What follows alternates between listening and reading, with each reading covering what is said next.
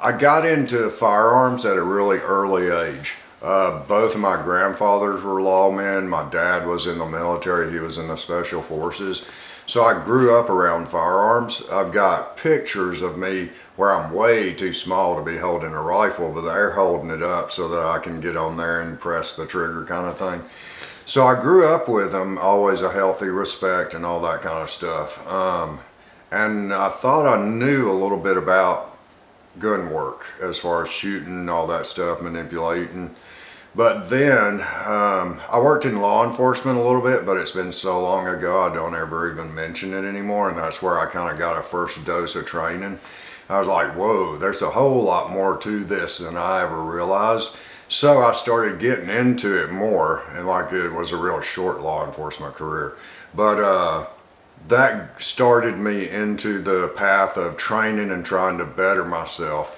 And then as I worked, I was really blessed to have people that took me under their wing.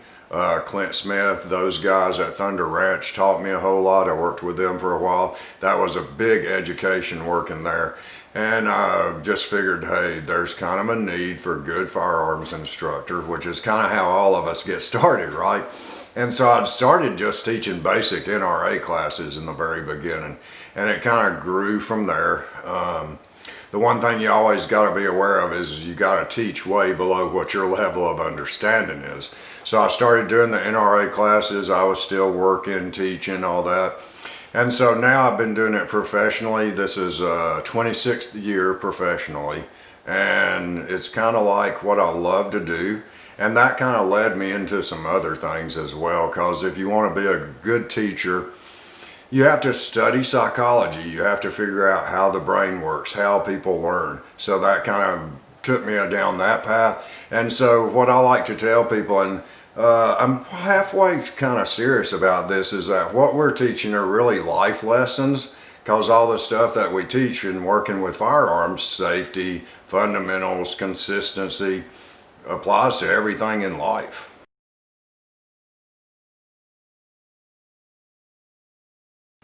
What I enjoy is seeing people, number one, accept responsibility. The main joy in my life. Like number one, Tiger McKee, if you were to say, hey, who is Tiger McKee? At the very top of the list would be Christian. And so that kind of guides everything. I'm a man of faith. I mean, I fall short of living up to what I should be as a Christian every day, but it's always a struggle.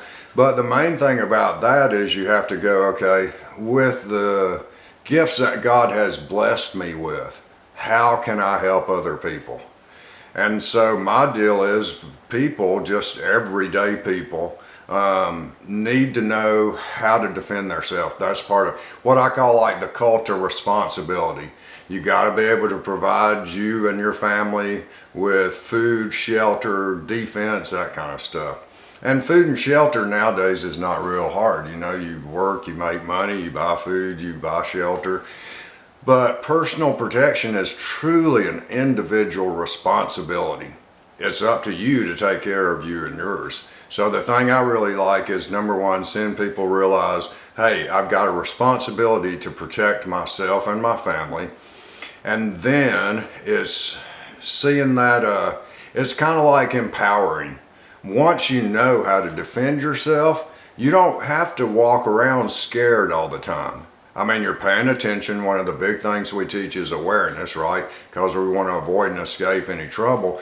But it also comforts you because you realize if something does happen, I'm prepared to defend myself, family, friends, whatever the case might be. And it's kind of empowering. You don't have to be afraid anymore.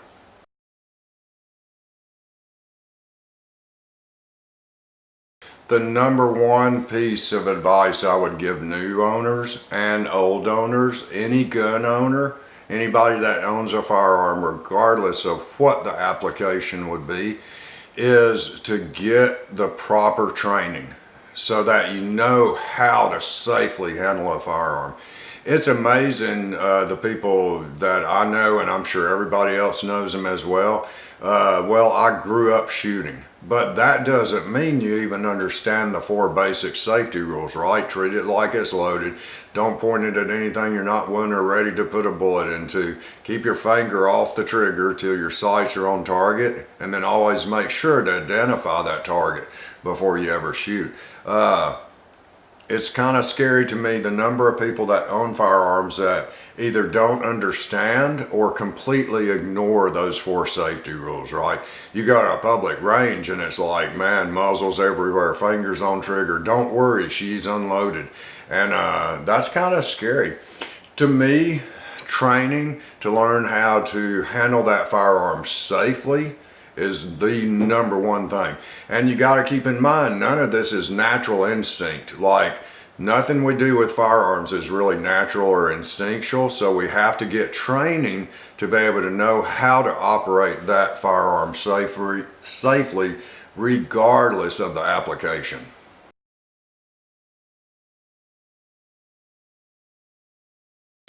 It's hard to convince people that they need training, especially people that grew up shooting, because they've been around firearms all their life. What they're doing has been working so far, but to me that's like a sign that there is a God, that dozens of people don't shoot themselves and or other people every day from being unsafe, right? So just because you've been doing it one way all your life doesn't mean it's the right way. It just means you haven't got into a situation where your habits are going to cause some kind of bad damage or problem. So it's really hard, you know. It's funny, like the old saying, well, you don't buy a piano and then think that you're Beethoven, right? But for some reason, well, it's ego. Ego gets into the problem. I know I'm a man, I know firearms, this or that. I've been doing it all my life. What can you teach me?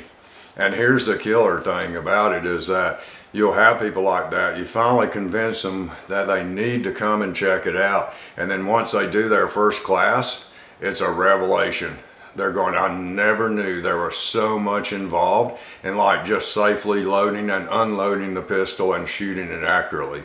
And then if you're talking about self-defense, that's a whole nother plane of understanding, knowledge, and application.